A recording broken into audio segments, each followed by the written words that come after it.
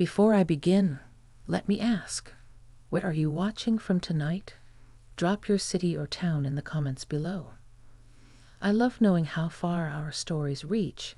Sometimes a simple tale told from one quiet living room finds its way to another, thousands of miles away.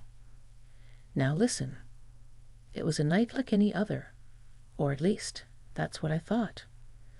But when my grandson waited until everyone had gone to bed and then came into the kitchen with that look in his eyes, I knew something was about to shift. I just didn't know how deeply it would change us. Let me take you back. It was the end of summer. The days had grown shorter, and the evenings held that unmistakable crispness, the kind that whispered of leaves soon to fall and sweaters tucked out from drawers. My daughter had asked if Henry, my grandson, could stay with me for a week while she and her husband took a trip upstate. I didn't hesitate. I've always loved having Henry around. He's 24 now, not a boy anymore. He's grown into himself, quiet but observant, polite in that old-fashioned way that feels rare these days. He helps me around the house without being asked, always checks if I've taken my pills, and listens, really listens.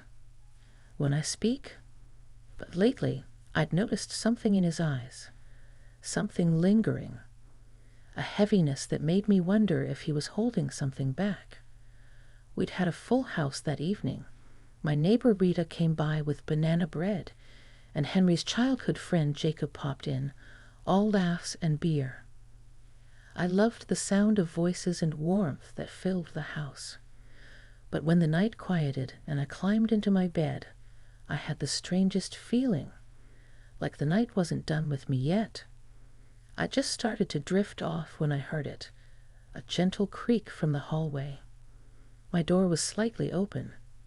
I always leave it that way, in case I need to hear something or someone. I turned my head and saw Henry's shadow pause just outside my door. "Henry," I whispered. "Did I wake you?" he asked, stepping just barely into the room. "No, just thinking. Come in, sweetheart." He hesitated for a second, then came in, barefoot and shirtless, wearing those old plaid pajama pants I'd washed a dozen times this week. He looked young and strong, yet lost in a way I couldn't quite place. "I didn't mean to bother you, Grandma," he said softly, sitting on the edge of the bed. "You're never a bother to me. What's on your mind?" He didn't speak right away. He stared at the floor, his hands clasped together, knuckles tight. The kitchen clock ticked faintly down the hallway, and the air between us stretched, thick with something unspoken. "I've been carrying something," he said finally, "and I don't know who else I can tell." I reached over, gently placing my hand over his. "You can tell me anything, Henry. You know that." He looked up at me then. His eyes, those same eyes I remembered from when he was just a toddler, now held a depth I hadn't seen before. Pain, longing, fear. "I feel like I've been living someone else's life," he said, voice low. "Like I'm following a path that was chosen for me. But it's not me, Grandma. It's not who I really am." My heart ached. So many young people felt that way, trapped by expectation, duty, family pressure. I wanted to scoop him into my arms, like when he was little and had a nightmare. But he wasn't a child anymore. I sat up a bit straighter, pulling the blanket around my legs. "That maybe it's time to stop following that path," I said. He looked at me like I'd just handed him something precious, a permission, maybe. A door slightly ajar. He nodded slowly, but still seemed unsure. "I don't even know who I am sometimes. All I know is I felt more like myself here, with you, than I have in years." I didn't know what to say to that right away. I've always loved him, always been proud of the man he was becoming, but something in the way he said it made my chest tighten. "I see you, Henry," I said. all of you, and you don't have to pretend with me." He shifted closer. "That's the thing. I'm not pretending here. It's like when I'm with you, I don't have to carry the weight of what everyone else expects me to be. I can just be." His words lingered like a soft echo in the dark room. The moonlight streamed through the curtains, casting a silver outline on his jaw, his cheekbone, his still boyish mouth. "You've always had a quiet strength," I whispered, "even when you didn't know it was there. Maybe now's the time to find your own way." He looked down, then took a shaky breath. "There's something else," he said. I felt my heart beat louder in my chest. The room felt heavier now, still and watching. He looked me in the eyes. His voice cracked just slightly. "I've been holding this in for a long time. I didn't know how to say it. I still don't. But I think I've always felt safest with you. I've never told anyone this, but you make me feel like I belong." For a moment, neither of us moved. I could hear the night outside, a soft wind brushing through the trees, the rustle of something distant. I reached for his hand again, warm, trembling. "Oh, Henry," I said, barely above a whisper, "you'll always belong here." His eyes welled, but he blinked quickly, smiling just a little. "I just needed you to know." "I'm glad you told me." He sat there a few more minutes. The silence was no longer heavy. It felt like an exhale after holding your breath too long. Eventually, he leaned forward and kissed my forehead gently. "Good night, Grandma." "Good night, sweetheart."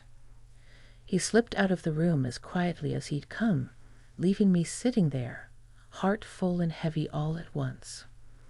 I didn't know what tomorrow would bring, but in that moment I knew one thing for sure. Something had changed. The next morning I woke up earlier than usual. Not because I'd set an alarm or anything like that. I haven't needed one of those in years, but because my mind wouldn't let me rest. Henry's words from the night before kept playing on a loop, like a melody I couldn't stop humming.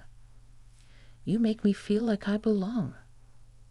It was such a simple thing to say, but coming from him, my grandson, my quiet and thoughtful Henry, it landed in a place I didn't know was still tender. I thought I'd grown used to the rhythms of my life. Early mornings, a slow breakfast, crossword puzzles, a tidy house, and evenings with soft music and a warm cup of chamomile. But last night changed something in the air. I moved slowly through the kitchen, setting the kettle on the stove and opening the windows to let the cool morning air in. The sun hadn't yet climbed over the trees, but there was that early orange glow spreading across the sky. It used to be my favorite time of day. Now I felt something else stirring. Anticipation, maybe, or worry. Henry came in a little while later, his hair tousled and eyes still clouded with sleep. He looked at me and gave a small smile, that familiar half-smile he used to wear when he was 5 and caught sneaking a cookie before dinner. "Morning," he mumbled. "Morning, sweetheart," I said, pouring us both tea. We sat at the table in silence for a few moments, sipping slowly, the steam curling between us. I didn't push. I'd learned over the years that sometimes silence speaks louder than words, and when he was ready, he'd talk. "I hope I didn't scare you last night," he said finally, eyes down on his cup. "You didn't scare me, Henry," I replied softly. "You opened your heart. That takes courage." He nodded, still not looking up. "It's just, I've never told anyone how I feel." "Not really. Most of the time, I'm just trying to fit in where I don't belong. Even with Mom and Dad, I feel like I'm just performing." "And with me?" I asked, my voice barely above a whisper. "With you, I can breathe. That hit me like a warm wave, both soothing and startling. I reached across the table and laid my hand over his. His fingers curled instinctively around mine, and for a moment we just sat like that. No expectations. No pretending. I don't know what all of this means yet, he continued. All I know is I feel safe here. Like I can figure things out. And maybe I'm afraid that'll go away. I'm not going anywhere, I told him. Not as long as you need me. His eyes lifted then, and in them I saw that same vulnerable boy who used to bring me wildflowers from the yard, thinking they were as good as roses. And to me they were. After breakfast, we decided to take a walk down by the river. It's not far from the house, and there's a quiet path with old wooden benches and willow trees that lean just slightly toward the water, like they're listening. We walked side by side, saying little. Sometimes just being near someone, hearing the rhythm of their footsteps beside yours, is enough. When we reached one of the benches, we sat down, the breeze brushing against us, carrying the scent of damp earth and river grass. I used to come here when I was younger, I told him. Your grandfather would bring me. He'd hold my hand the whole way and tell me stories about his childhood.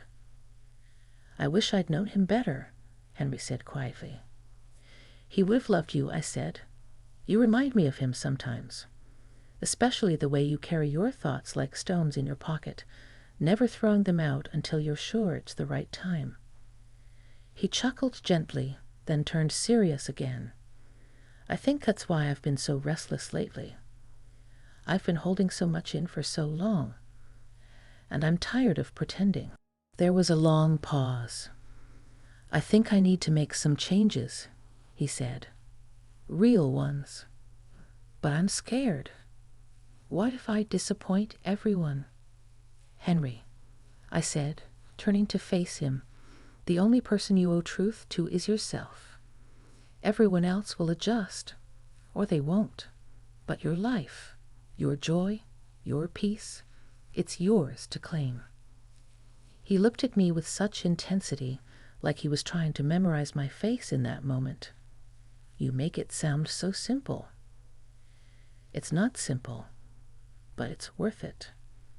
Then very gently, he leaned against my shoulder. His head rested there, warm and solid, and I felt his breath slow. I don't want to leave here, he murmured. Not yet. You don't have to, I whispered back. Stay as long as you need. And for a while, we just sat like that. Me, an old woman with a lifetime of memories, and him, a young man still trying to find the beginning of his own story. But in that quiet moment, our stories met, not as grandparent and grandchild, not as two generations divided by time, but as two people who understood each other in a way that transcended roles. That night, we made dinner together. Nothing fancy, just pasta and roasted vegetables. But we laughed more than we had in days. He told me stories about college, about dreams he hadn't dared speak aloud, about moments that shaped him. And as the dishes dried and the evening settled in, I realized something else. It wasn't just Henry who had found something here. So had I. The house had taken on a different kind of quiet by the third evening. It wasn't the same hush you feel after guests leave, or when a storm passes. No, this was a soft, reflective stillness, the kind that follows truth when it's finally spoken aloud. Henry had been lighter on his feet all day. I noticed it in the way he whistled while doing the dishes, and how he lingered longer in the garden, barefoot, letting the dirt touch his skin. Something had shifted in him. And yet there was still a question in the air, something neither of us had voiced, but that seemed to hum beneath every shared look. That evening I lit the candles in the living room. I don't always do that. Usually I reserve them for holidays or when company's over, but tonight felt like it deserved something special.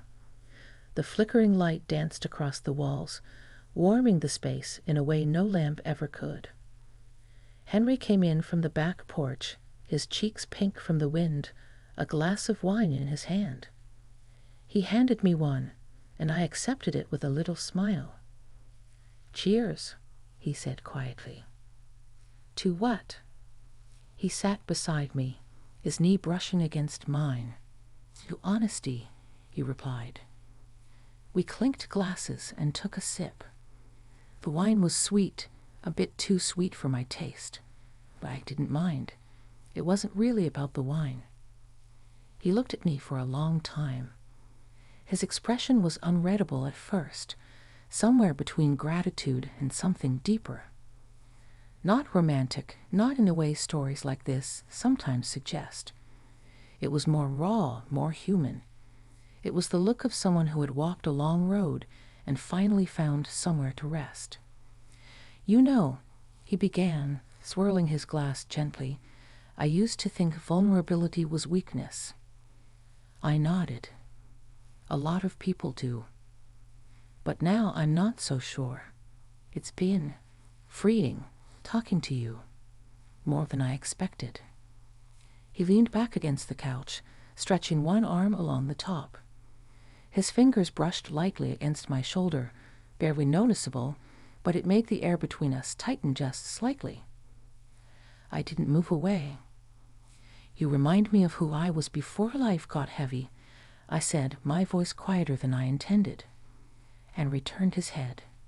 "And you remind me of who I want to be." Those words landed softly, yet their weight was undeniable. I felt my throat catch, and I had to look away for a moment. "I sometimes forget I'm 80, I said with a quiet laugh, "until I catch my reflection or my knees complain when I stand too fast." "You don't feel 80, he said quickly. "Not to me." I looked at him then, really looked. There was no awkwardness, no shame, just presence.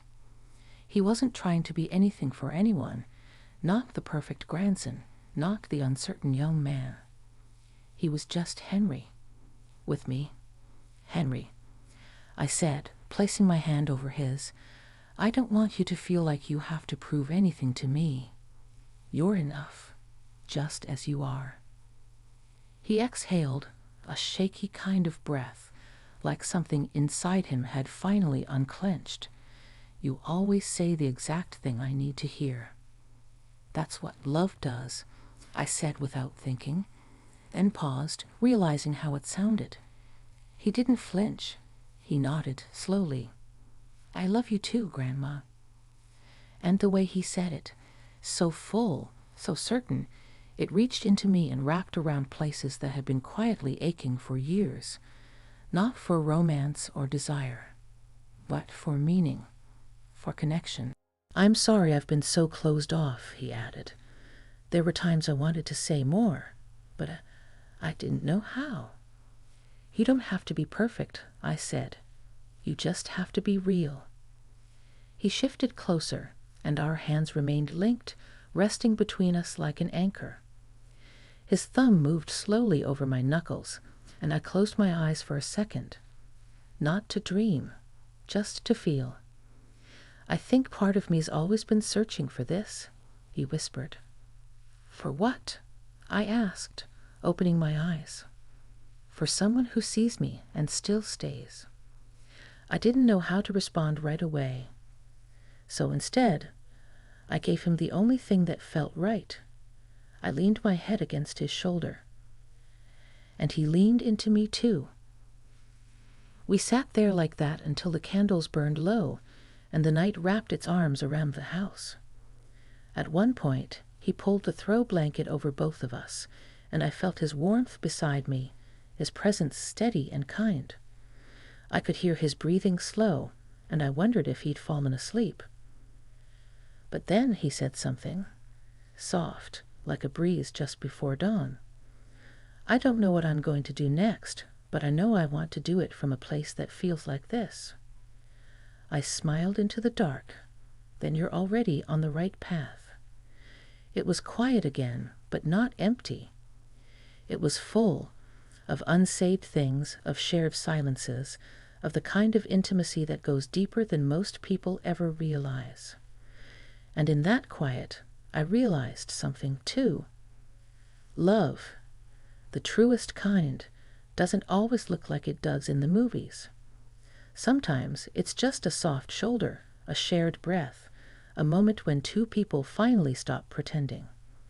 The next morning felt different. Not in any grand or obvious way. The sun still rose quietly over the trees. The kettle still hissed gently on the stove. But there was something in the air, a new stillness, a kind of peace I hadn't felt in years. Henry was already up when I came into the kitchen, leaning over the sink with a cup of coffee, staring out the window at the backyard. He was wearing that same worn hoodie he always brought with him, the one from high school he refused to part with. His hair was a mess and his face unshaven, but there was something settled in him that hadn't been there before. "Sleep well?" I asked, placing my hand on his back gently. He turned, smiling softly. Yeah, I did. We sat down together at the table, neither of us rushing. No television, no phones, no distractions. Just the quiet company of someone who sees you completely. "I've been thinking," he said after a moment, "about everything." I waited. I think I've spent so much of my life trying to be who everyone else needed me to be. I studied what I was told, dated who I was expected to, wore the right mask. But none of it ever felt real. It wasn't until these last few nights, sitting with you, that I finally stopped running. His voice was steady, but the emotion underneath it sat right at the surface. I nodded slowly, letting him say what he needed to. "I know I've still got things to figure out," he went on, "but I want to start doing it on my terms. I want to live a life that feels like mine." "And you will," I said, "because you're already starting to." He reached across the table and took my hand in both of his. "I don't know how to thank you." "You don't need to," I said, giving his hand a squeeze. "Just live your truth. That's thanks enough." He looked down for a moment, then back at me. "I was scared of how close I was feeling to you, how easy it was. I didn't want to confuse it or make it something it wasn't. But now, I think it was never about labeling it." I smiled gently. Sometimes love just is. You don't need to explain it to anyone, not even yourself. We sat there, in silence, and I could feel that moment sinking in, pressing into memory.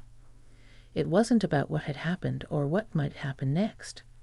It was about the stillness, the kind of moment that only comes when you've stopped pretending, stopped performing, and just allowed yourself to be. Later that day, we went through some old photo albums. He asked me questions about my past, not just the usual ones about Grandpa or the old house or my youth, but deeper things.